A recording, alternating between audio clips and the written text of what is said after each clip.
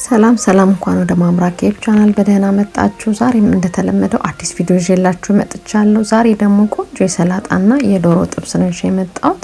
እንዴት እንደምናዘጋጅ አሳያችኋለሁ። ለቻናሌ አዲስ የሆናችሁ ሰብስክራይብ ማድረጋችሁ እንዳትረሱ። አሁን የማዘጋጀው ሰላጣውን ነው። በቅድሚያ የሚያስፈልገኝ ኪያር ነው። ትንሹንም ትልቁንም አይነት ተጠቅሜያለሁ። ከትፌ ካዘጋጀው በኋላ ቲማቲም አዘጋጃለሁ። ቲማቲሙንም በምንፈልገው አይነት ቅርጽ እንከትፈና እናዘጋጃለን። ከዛ እንቀይጠዋለን።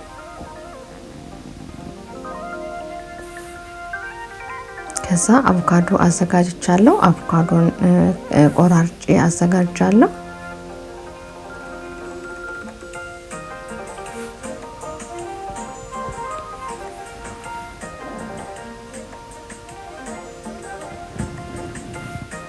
ይሄ የሚያቃጥል ቃሪያ ነው። የምትፈልጉ ከሆነ ማድረግ ትችላላችሁ፣ ያለ ማድረግም ይቻላል። ይሄ ፔፐሮኒ ነው። ፔፐሮኒ እየቆራርጬ በምትፈልገው አይነት በቀጭኑም በወፍራሙ ማዘጋጀት እንችላለን። እኔ በዚህ አይነት መልኩ ነው የማዘጋጀው። ያው ኪያር ቲማቲሙን ያኛውን ካዘጋጀው በኋላ አሁን ሰላጣውን አጥብና አድርቄ ነው የጨመርኩት። ከዛ ተለቅ ያለውን ኪያር ከላይ አድርጌዋለሁ። ትንንሹን ከስር ነበር ያደረኩት። ከዛ ፔፐሮኒውን በከለሮቹ በምንፈልገው አይነት እንደዚህ ከላይ ትንሽ እናደርጋለን። አሁን ለሰላጣው የሚያስፈልገኝ ሶስ አዘጋጃለሁ። የወይራ ዘይት አድርጌያለሁ። ትንሽ ቆምጣጤ ቆንጆ በርበሬ አደርጋለሁ። ከዛ የሰላጣ ቅመም አደርጋለሁ። ሎሚ መጠቀም ይቻላል። እንደዚህ አድርጌ የቀየጥኩትን ትንሽ ጨው አደርግና ቀይጬ ከጨረስኩ በኋላ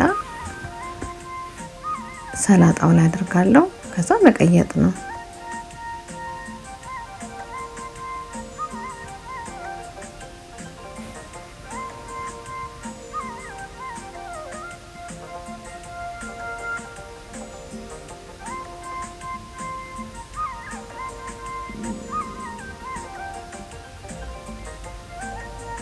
ትንሽ አበባ ጎመን በትንሽ ጨው ለ10 ደቂቃ ገንፈል አረግና ቀዝቀዝ ሲል እጨምራለሁ። እሱንም ከዛ ቆራርጬ ያዘጋጀሁትን አቮካዶ እንደዚህ አድርጌ ያደርግበታለሁ።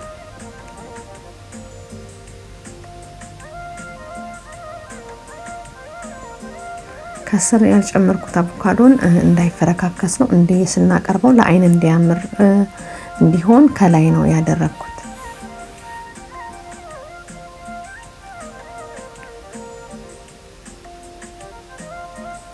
አሁን ደግሞ እንቁላል ቀቅዬ አቀዝቅዤ እንደዚህ ቆራርጬዋለሁ። እሱንም ለዲኮር የሚያሳምርልናል። ደግሞ በጣም ቆንጆ ነው። ጤናማ የሆነ የሰላጣ አዘገጃጀት ነው። እንግዲህ ሰላጣ ዞሮ በጣም ለጤና ተስማሚና በጣም ጥሩ ነገር ነው። አሁን ከላይም የቀረንን ያዘጋጀውን ሶስ እንደዚህ እናደርግበታለን። እንደምትመለከቱት በጣም ያምራል። ሰርታችሁ ሞክሩት። አሁን ደግሞ የቀላል የዶሮ ጥብስ አዘገጃጀት ነው ማሳያችሁ። በስቲክ ነው። ያው እንደምታዩት የሚያስፈልገን የዶሮ ስጋ፣ ፔፐሪኖ በመፈልገው አይነት ከለርና ቀይ ሽንኩርት ነው የሚያስፈልገን።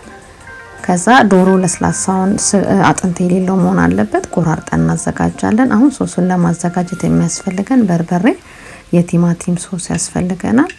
የወይራ ዘይት አርጌያለሁ። ትንሽ ማጂ የመረቁን አርጌያለሁ። ሰሊጥ አረጋለሁ። ከዛ ቀይጣለሁ። ትንሽ ጨው አደርግበታለሁ።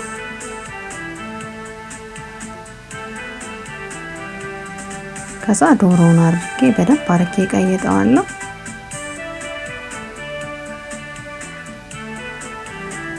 ከዛ ሽንኩርቱን፣ ፔፐሪኖቹን ቆራርጬ ያዘጋጀሁትን በሙሉ ጨምራለሁ። 4 ማዕዘን ቅርጻቸውን አርጌ የቆራረጥኩት ስቲክ ውስጥ ጨምረው እንዲመቸኝ ማለት ነው። አሁን ስቲክ ያስፈልገኛል። በደንብ አጥቤ አዘጋጀዋለሁ። አጥቤ አድርቄዋለሁ። ከዛ ውስጡ መክተት ነው።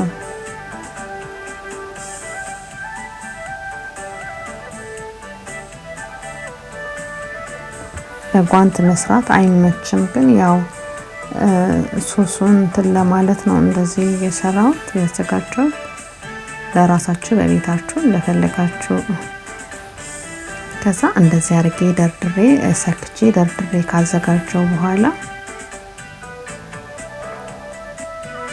ግሪል ውስጥ ኦቨን ውስጥ አስገብታችሁ መጥበስ ትችላላችሁ። ግን ኦቨን ውስጥ ሲገባ የመብሰል ባህሪ ከለሩ እንደምንፈልገው አይነት ነገር ስለማይመጣልን ነው።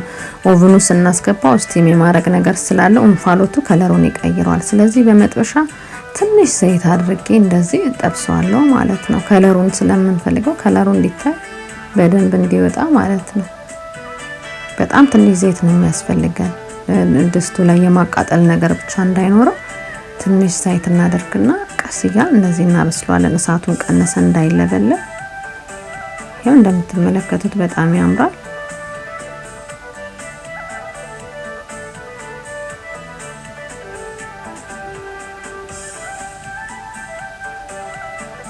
ያው ከሰላጣ ጋር እንደዚህ አይነት ነገሮች በማታ ላይ እራትም ይሆናል፣ ምሳ ላይ መቅረብ ይችላል። በጣም ቆንጆ አማራጮች ናቸው። ትወዱታላችሁ ብዬ አስባለሁ። በጣም ይጣፍጣል። ሰርታችሁ ሞክሩት። ከወደዳችሁት ላይክ፣ ሼር፣ ሰብስክራይብ ማድረጋችሁ እንዳትረሱ። በሚቀጥለው ቪዲዮ እስከምንገናኝ ሰላም ሁኑ። ስለተመለከታችሁ አመሰግናለሁ።